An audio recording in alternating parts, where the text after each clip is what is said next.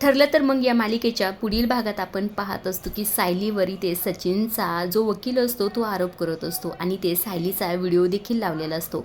त्या व्हिडिओमध्ये सायली म्हणत असते या सचिनला असं अजिबात सोडायचं नाही, याच्याकडनं इतकी पोटगी घ्यायची, बाळाला कधीही कोणत्याही गोष्टीची कमी पडता कामा नाही। आता हा सायलीचा व्हिडिओ सचिनने गपचूप काढलेला असतो आणि तो कोर्टात इथे वकिलांना दिलेला असतो। आता इथे कोर्टात जो काही वकील असतो तो म्हणत असतो तुम्हाला असं का वाटतंय की तुमच्या नंदेचा घटस्फोट व्हावं। त्यावर सायली म्हणत असते माझ्या नंदेचा नवरा तिला वारंवार फसवतो, अशा नवऱ्यापासनं वेगळं राहिलंच पाहिजे ना, असंही ते सायली म्हटलेली असते। आता इकडे दुसऱ्या बाजूला प्रिया जी असते, प्रिया वेगवेगळे कारस्थानं करतच असते। आता त्याच जेलमधली दुसरी जी कैदी असते तिनेही ते एक मटका फोडलेला असतो आणि त्याच मटक्याच्या तुकड्याला पाहून खरं तरी ते प्रियाला एक आयडिया आलेली असते। प्रिया तोच मटक्याचा तुकडा घेते आणि स्वतःचा हात जरासा कापते।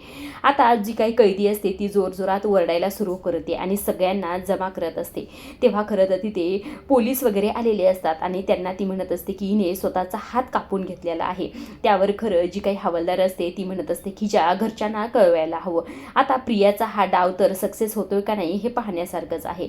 दुसऱ्या बाजूला वकिली ते अस्मितावर आरोप करत असतो। तो म्हणत असतो की तुम्हाला घटस्फोट पाहिजे म्हणून तुम्ही सचिनच्या आईवडिलांना आश्रमामध्ये टाकलं, असं म्हटल्यानंतर सगळ्यांनाच मोठा धक्का बसलेला असतो। आता इथे वकील सगळे काही अस्मिताच्या विरुद्ध जे काही पुरावे असतात ते पुरावे इथे जज साहेबांसमोर हजर केलेले असतात, जज साहेबांना दाखवत असतात।